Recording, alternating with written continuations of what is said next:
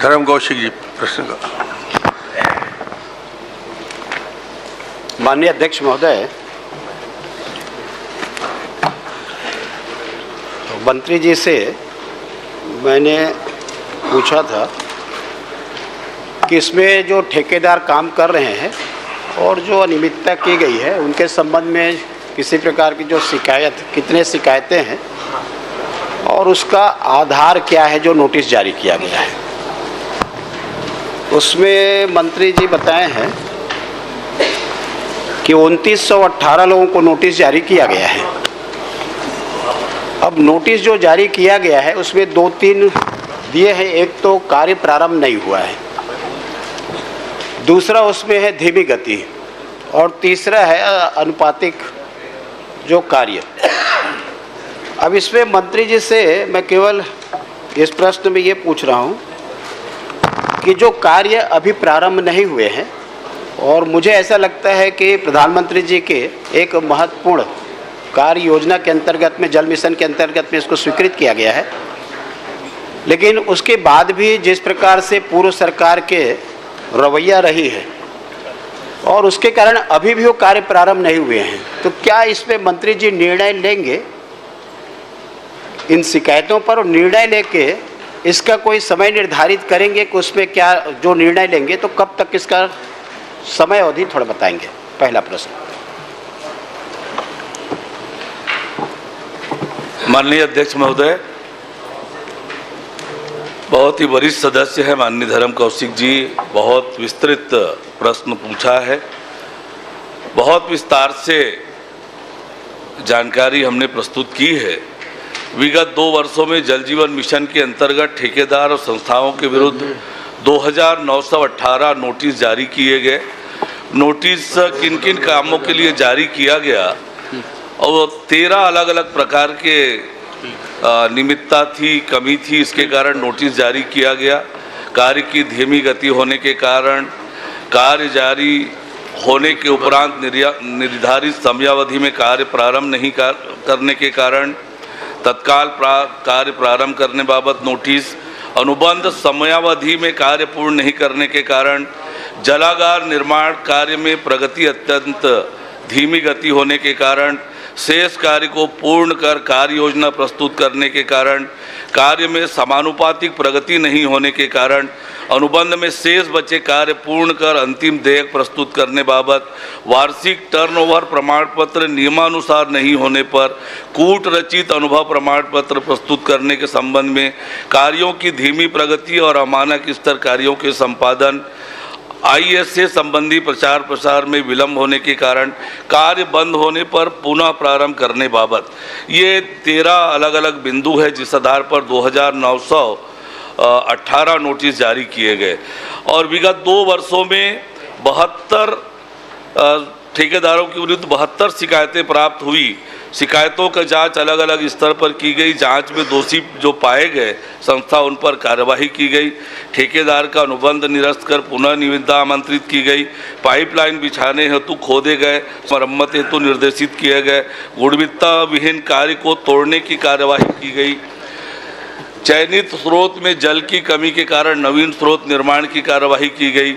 निविदा निरस्तीकरण एजेंसी को black list करने की कार्यवाही प्रक्रियाधीन है। एजेंसी को ब्लैक लिस्ट भी किया गया, एजेंसी को डिबार भी किया गया, एजेंसी को अपात्र घोषित किया गया और शिकायत तथ्यहीन आधारहीन पाए जाने के कारण प्रकरण नस्तीबद्ध किया गया। विगत 2 वर्षों में फर्जी दस्तावेज और अनुभव प्रमाण पत्र, अपूर्ण जानकारी के आधार पर निविदा प्राप्त करने वालों संस्थाओं को 26 नोटिस जारी की गई।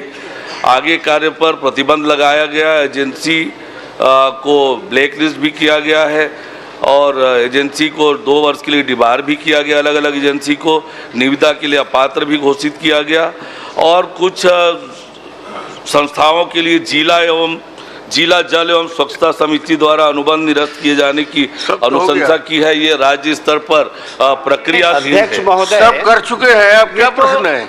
माननीय अध्यक्ष महोदय, ये तो जवाब में मंत्री जी ने दिया है। कितना व्यापक जवाब आया है, संतुष्ट नहीं है? मैं तो ये पूछना चाह रहा हूँ मंत्री जी से और जानना चाह रहा हूँ कि इसमें जनप्रतिनिधियों ने जो शिकायत किया और उसके आधार पर जांच हुई है, और जो आरोप लगाए हैं करप्शन का, भ्रष्टाचार का, वो सही पाया गया है। और सही पाने के बाद में केवल अनुबंध निरस्त किया गया, ये कोई कार्रवाई है? उसके बाद उनको फिर भुगतान किया गया है। अब मैं मंत्री जी से एक प्रश्न पूछता हूं मैं कि जो फर्जी दस्तावेज, कूटरचित दस्तावेज के आधार पर काम लिया गया, और काम थोड़ा बहुत नहीं है ना, करोड़ों का है, अरबों का काम है, और काम लेने के बाद में उनकी जब जांच की गई तो ये इस बात को स्वीकार किया है कि फर्जी दस्तावेज के आधार पर, कूटरचित दस्तावेज के आधार पर, मतलब जो इंटाइटल नहीं थे उनको आपने काम दिया, आपके अधिकारियों ने जानबूझ करके दिया। और उसके बाद में जो जांच हुई है तो जांच में आपने क्या लिखा है कि ब्लैक लिस्ट किया गया। ये तो 420 का मामला है, उनके खिलाफ में एफआईआर क्यों नहीं की है? ये तो आपका ईडी का मामला है, 100 करोड़ का मामला है अध्यक्ष महोदय, 100 करोड़ का मामला है ये। और इसमें जो जांच होनी चाहिए तो आप ब्लैक लिस्ट कर दिए, आपके अधिकारियों ने उसको पेमेंट कर दिया ब्लैक लिस्ट करने के बाद भी। और ब्लैक लिस्ट, ये 420 का मामला है। तो मैं मंत्री जी से पूछना चाहता हूं, क्या एक तो इसमें जिस प्रकार से जानबूझ करके उन्होंने फर्जी दस्तावेज लगाया, 420 का मामला किया, उसके खिलाफ में आप एफआईआर दर्ज कराएंगे क्या? और दूसरी बात, ये बड़ा मामला है, छोटा मामला नहीं है, तो इसको ईडी से जांच कराएंगे क्या?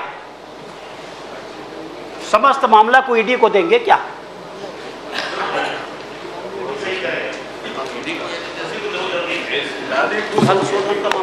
फर्जी जाति प्रमाण पत्र के आधार पर जो अभी कार्यवाही प्रक्रियाधीन है, फर्जी शिकायत, फर्जी दस्तावेज, अनुभव प्रमाण पत्र के आधार पर काम प्राप्त करने की शिकायत प्राप्त हुई जल जीवन मिशन को, उस पर प्रारंभिक इंक्वायरी की गई है। इंक्वायरी करने के बाद जो राज्य स्तरीय उच्च पावर समिति है, उस समिति को अनुशंसा की गई है। समिति विचार करके जो भी निर्णय करेगी उसके आधार पर आगे की कार्रवाई की जाएगी। एफआईआर करने की भी अनुशंसा हुई तो निश्चित रूप से एफआईआर करेंगे।